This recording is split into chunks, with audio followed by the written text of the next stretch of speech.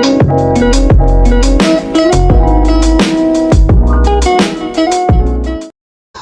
semua, perkenalkan saya Jian Septiananda dengan NIM 2190302178 dari kelas C1.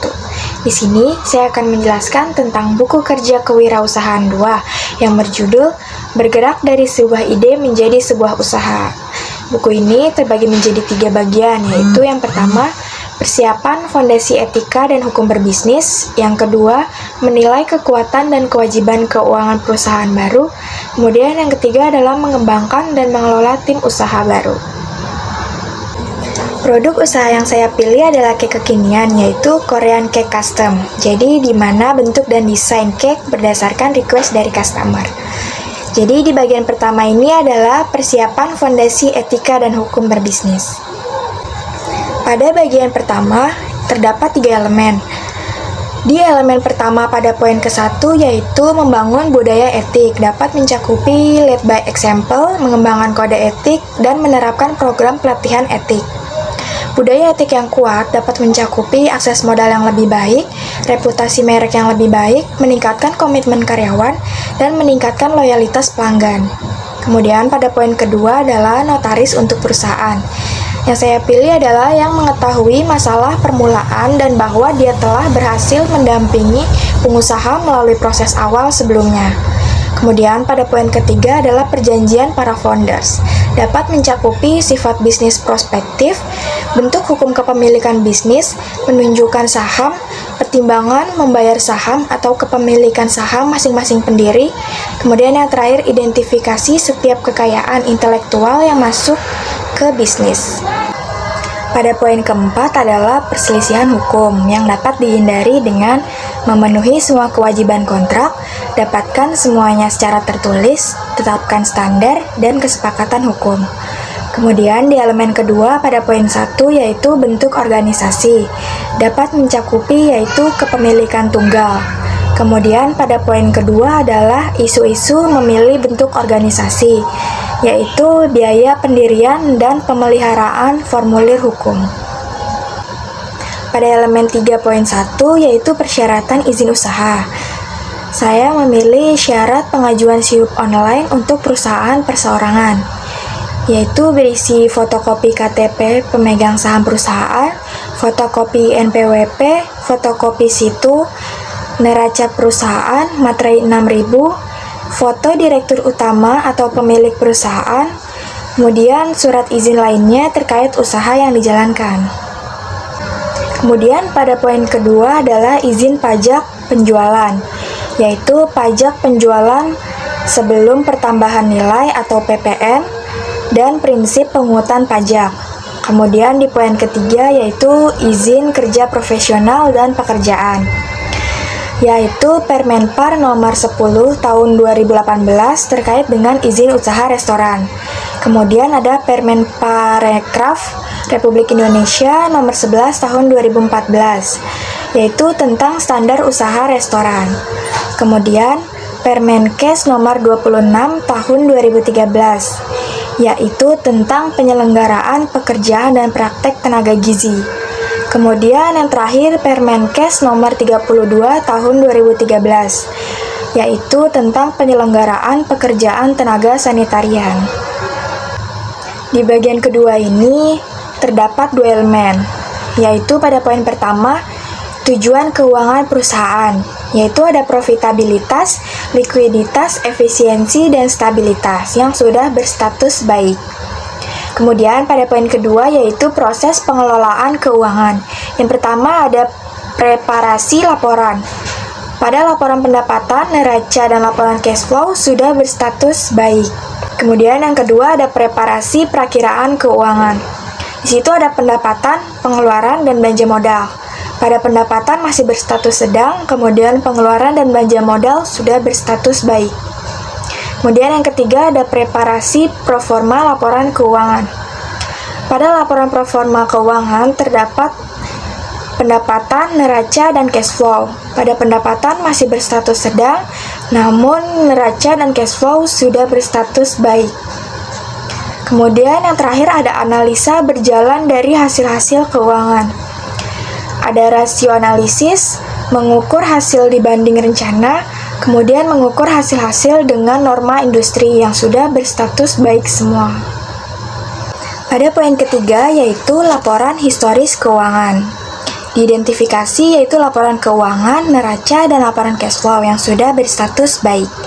Kemudian pada poin keempat yaitu perakiraan keuangan. Diidentifikasi yaitu laporan keuangan historis perusahaan diikuti oleh persiapan perakiraan yang sudah berstatus baik, kemudian perkiraan penjualan untuk perusahaan baru didasarkan pada perkiraan penjualan dan rata-rata industri yang baik atau pengalaman memulai usaha sejenis sudah berstatus baik.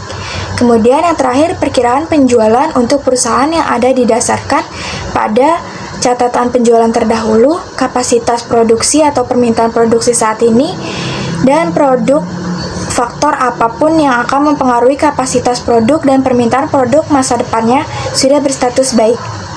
Kemudian pada elemen 2.1 yaitu tentang laporan proforma, yaitu proforma laba rugi yang sudah berstatus baik, kemudian proforma pendapatan masih berstatus sedang, dan proforma neraca sudah berstatus baik, dan proforma arus kas sudah berstatus baik. Kemudian pada poin kedua yaitu ada rasio analisis. Diidentifikasi ada likuiditasnya yang sudah berstatus baik, ada efisiensi operasi yang sudah berstatus baik, dan profitabilitas yang masih berstatus sedang.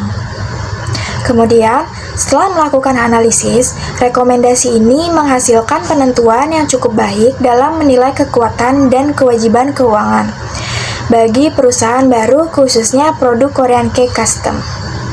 Pada bagian 3 ini tentang mengembangkan dan mengelola tim usaha baru. Di bagian 3 ini terdapat 5 elemen. Pada poin pertama yaitu kategori okupasi, pada poin kedua tanggung jawab okupasi, poin ketiga tugas okupasi, poin keempat persyaratan okupasi, poin kelima kebutuhan pelatihan okupasi, poin keenam jumlah tenaga kerja, poin ketujuh perkiraan mulai bekerja, poin ke-8 full time equivalent, poin ke-9 perkiraan durasi kontrak.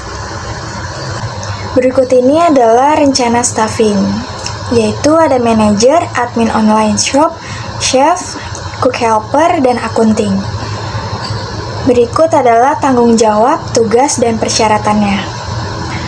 Jumlah tenaga kerjanya yaitu manajer 1 orang, online shop 3 orang, chef 2 orang, cook helper 2 orang, dan akunting 2 orang. Perkiraan bekerjanya semuanya sama yaitu pada 10 Januari 2022 dan full-time equivalentnya yaitu semuanya 8 jam. Dan perkiraan durasi kontraknya yaitu semuanya 3 tahun. Kemudian pada elemen kedua poin 1 yaitu tentang rencana seleksi. Yakni ada saluran dan teknologi yang tepat, mengiklankan lowongan untuk kebutuhan staf, mengembangkan pertanyaan wawancara, pelamar terpilih, jadwalkan wawancara dan beritahu orang yang relevan tentang waktu, tanggal, dan tempat. Kemudian, di poin 2 yaitu tentang proses seleksi yang mencakupi proses wawancara dan menilai kandidat berdasarkan kriteria seleksi yang disepakati, kemudian mengamankan persetujuan kandidat pilihan, lalu melengkapi dokumentasi yang diperlukan sesuai dengan prosedur organisasi.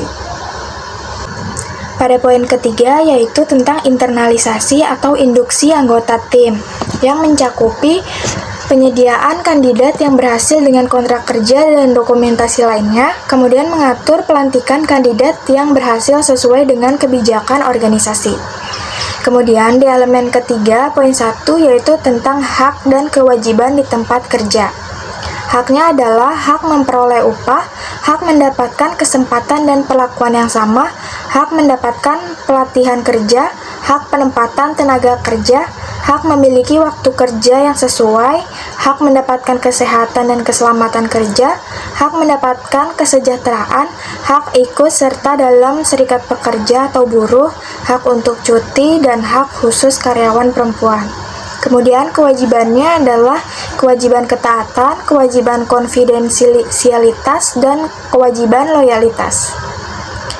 Kemudian pada poin kedua yaitu prinsip hubungan industrial, yaitu mencakupi kepentingan bersama, kemitraan yang saling menguntungkan, hubungan fungsional dan pembagian tugas, kekeluargaan, penciptaan ketenangan berusaha dan ketentraman bekerja, dan peningkatan produktivitas, lalu meningkatkan kesejahteraan bersama.